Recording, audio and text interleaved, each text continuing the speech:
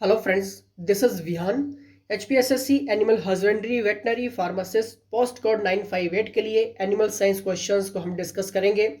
दोस्तों, हमीरपुर बोर्ड का एक ऐसा एग्ज़ाम, अगर आप इस एग्ज़ाम की 100% तैयारी करते हैं, वो भी ऑथेंटिक पैटर्न के साथ, तब आपको मैं 100% श्योरिटी करवा देता हूँ कि आपका फर्स्ट अटैम्प्ट में ही आपका ये पेपर निकल जाएगा।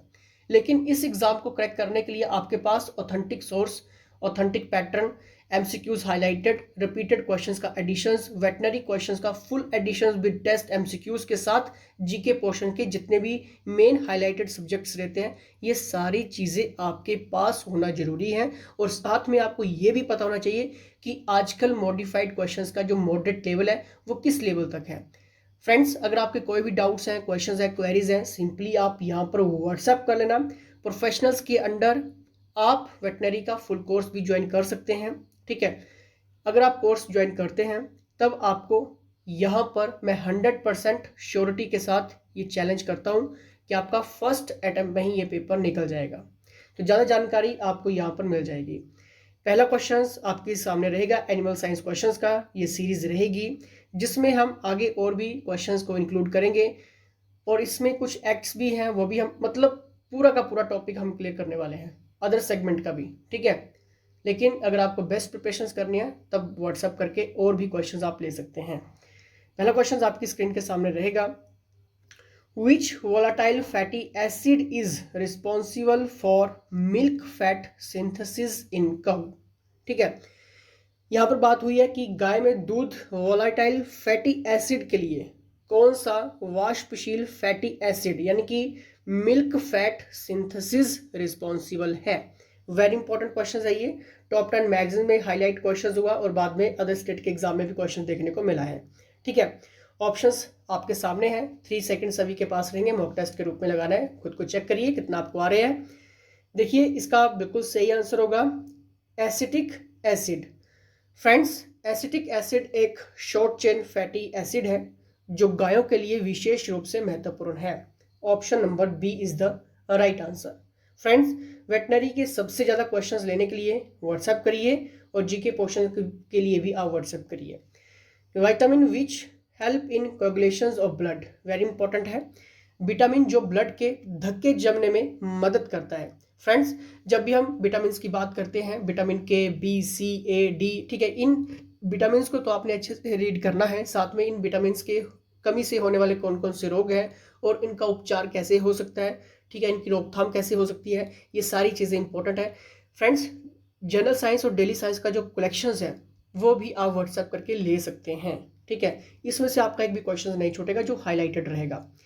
तो इसलिए इसका बिल्कुल सही आंसर होगा विटामिन के। अगर आपने सोचा तो वेल डन। नेक्स्ट यहाँ पे हम देखेंगे, major amount of urea formation take place in, urea का निर्माण सर्वाधिक मात्रा में होता है कहाँ पे होता है। ठीक है, the right answer is option number, जल्दी से सोचना है, बी। अगर आपने सोचा और सही हुआ तो वेल डन।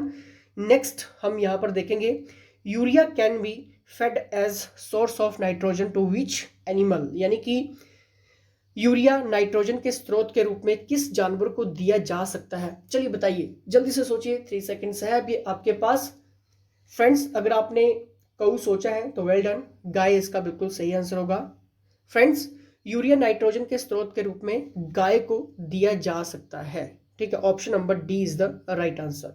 चलिए नेक्स्ट यहाँ पर देखेंगे, alkali disease is cause due to toxicity of.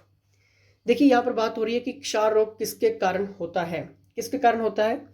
The right answer is option number C, selenium के कारण होता है। फ्रेंड्स, अगर मैं इस क्वेश्चन की और ज़्यादा थोड़ा सा मैं आपको क्लियर करवा दूं, ठीक है, तो देखिए, क्षार रोग किसकी कमी के कारण हो रहा है, सेलेनियम की कमी के कारण हो रहा है। ठीक है, तो ये इंपॉर्टेंट फैक्ट था जो आपको याद रखना है। ठीक है, चलिए, लेकिन मैं थोड़ा सा आपको इसका क्षार रोग का बता देता हूँ। ठीक है, जो अभी माइंड में आ रहा है कि क्रोनिक सेलेनियम पॉइजनिंग आमतौर पर तब विकसित होता है जब पशु कई हफ्तों या महीनों के लिए सेलेनियम के 5 से 50 ppm युक्त अनाज का सेवन करते हैं। ठीक है, कितना, 5 से 50 ppm युक्त अनाज का सेवन करते हैं तो क्रोनिक सेलेनियम पॉइजनिंग आमतौर पर विकसित हो जाता है। ठीक है, तो option number C is the right answer, selenium. Alkali disease is cause due to toxicity of, ठीक है। चलिए नेक्स्ट यहाँ पर देखेंगे, drug of choice for treatment of theileriosis. देखिए थिलेरियोसिस के उपचार के लिए कौन सी दवाई है बताना है, ये इंपॉर्टेंट है, ये जो क्वेश्चन है वो रिपीटेड है, ठीक है, तो बताना है आपने। The right answer is option number, जल्दी से सोच लीजिए एक बार, ऑप्शन नंबर बी, यानी कि बुपरवाक्वान, ठीक है। Drug of choice for treatment of theileriosis के लिए कौन सी दवाई दी जाती है, ठीक है, बुपरवाक्वान। फ्रेंड्स, थिलेरियोसिस एक ब्लड बॉर्न बीमारी है, ये केवल मवेशियों को प्रभावित करता है और मुख्य रूप से टिक्स द्वारा ये फैलता है, ठीक है। इसके कुछ सिम्टम्स भी हैं, जैसे आपके फीवर हो गया, स्वेलिंग हो गई, एनीमिया हो गया, नेजल डिस्चार्ज, ठीक है, और आपका साथ में वाटराइज, ठीक है, ये कुछ सिम्टम्स हैं इसके, ठीक है। चलिए नेक्स्ट हम यहाँ पर देखेंगे, in which organ lymphocyte do not take place, ठीक है। देखिए क्वेश्चंस में क्या बात हो रही है कि लिम्फोसाइट किस अंग में नहीं होता है, ये इंपॉर्टेंट है। चलिए बताइए, गलत नहीं होना चाहिए किसी का भी।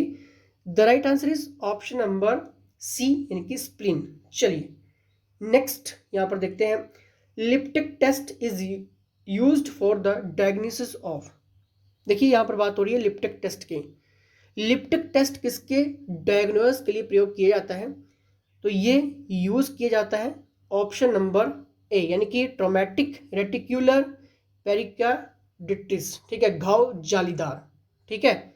Option number A is the right answer, ठीक है। लिप्टिक टेस्ट की यहाँ पर बात हुई है, ठीक है।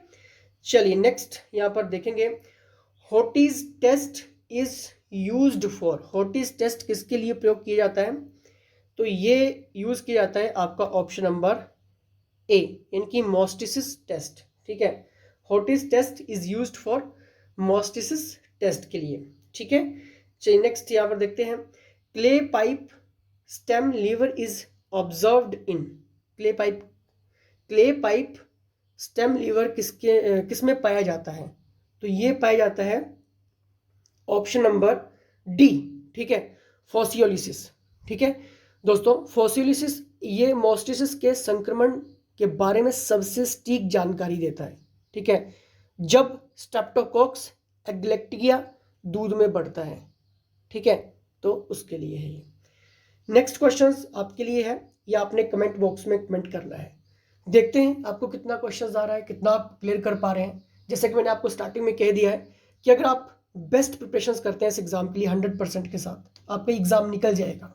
व्हाट्सएप करिए।